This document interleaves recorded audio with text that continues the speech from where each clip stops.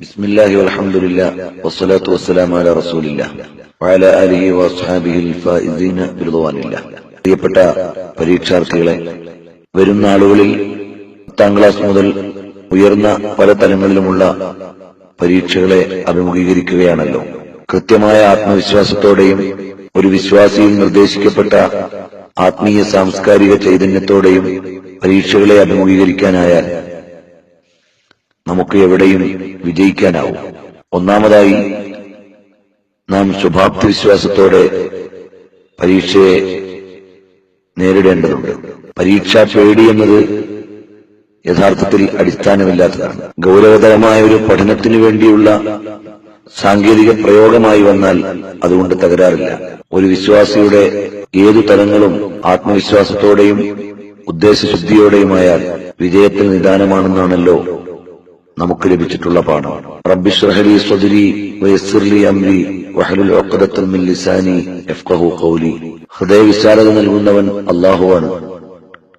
അവനിൽ ആസ്പദിച്ചും അല്ലാഹുവോട് പ്രാർത്ഥിച്ചും തിരുനബി സല്ലല്ലാഹു അലൈഹി വസല്ലം തങ്ങൾ നിർദ്ദേശിച്ച പാഠഭാഗങ്ങൾ സ്വീകരിച്ചുമായിരിക്കണം എല്ലാ കാര്യത്തിലും എന്ന പോലെ പരീക്ഷയും നാം അഭിമുഖീകരിക്കേണ്ടത്. നിസ്കാരാനന്തരമുള്ള പ്രാർത്ഥനകളിൽ ആത്മാർത്ഥതയോടെ പരീക്ഷാ വിജയത്തെയും ഉൾക്കൊള്ളിക്കുക. എല്ലാ വിജയത്തിനും എന്ന പോലെ പരീക്ഷാ വിജയത്തിനു വേണ്ടി ആത്മാർത്ഥമായി പ്രാർത്ഥിക്കുകയും ചെയ്യുക.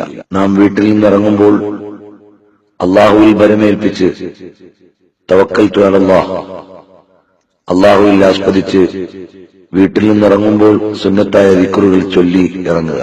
പാഠഭാഗങ്ങൾ ക്രമാനുബദ്ധമായി ഓർമ്മ വരാനും കൃത്യമായി ഉത്തരക്കടലാസിൽ പകർത്താനും സഹായകമായ വിധം അല്ലാഹുമ്മ സ്വല്ലി അലാ സയ്യിദിന മുഹമ്മദിൻ മുഹീൻ നുഫൂസ് സ്വലാത്തൻ തുസ്ഖിദുനാ ബിഹാ ഫീ ജമീഇദ് ദുറൂസ് വഅലാ ആലിഹി വസഹ്ബിഹി വസല്ലം എന്ന സ്വലാത്ത് നമുക്ക് സഹായകമാകും.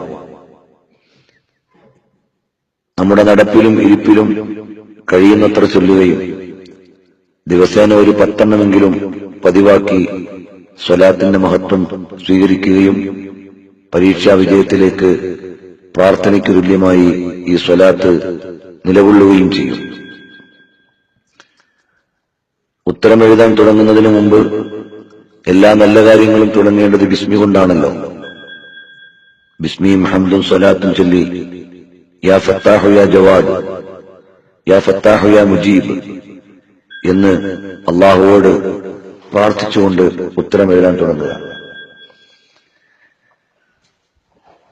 ശ്രദ്ധയോടുകൂടി ചോദ്യക്കടലാസ് വായിക്കാനും എളുപ്പമുള്ള ഉത്തരങ്ങൾ കൊണ്ട് തുടങ്ങാനും മറ്റ് കൃത്രിമങ്ങളിലേക്കൊന്നും ചിന്തിക്കാതെ ആത്മവിശകലനത്തിലൂടെയും സെൽഫ് റെഫറൻസിലൂടെയും പ്രയാസമുള്ള വിഷയങ്ങൾ നമുക്ക് ഓർമ്മ വരാനും ഒക്കെ സഹായകമാകും.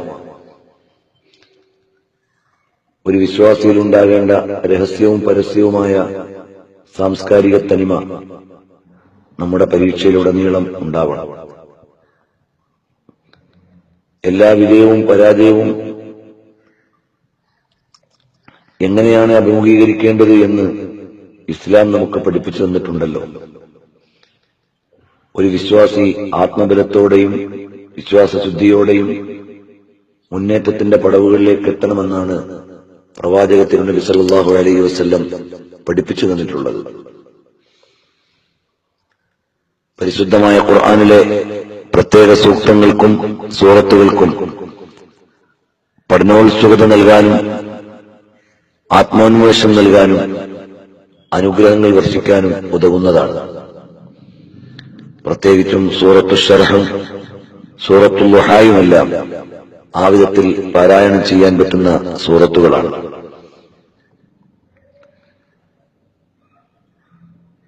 പരീക്ഷാഭയത്തിൽ ചില ആളുകൾ അറിയുന്നതുകൂടി മറന്നുപോകുന്ന ഒരു സ്വഭാവമുണ്ട്.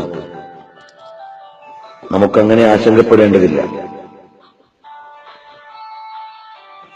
നമ്മുടെ പൊതുവായ ജീവിതത്തെ തന്നെ വലിയൊരു പരീക്ഷയായും ഭൗതികമായ ജീവിതത്തെ മൊത്തമായും ഒരു പരീക്ഷണശാലയായും വീക്ഷിക്കുന്ന നമുക്ക് ഈ ജീവിതത്തിലെ ചെറിയ ഒരു ഭാഗം മാത്രമാണ് നമ്മുടെ അക്കാഡമിക് പരീക്ഷകൾ.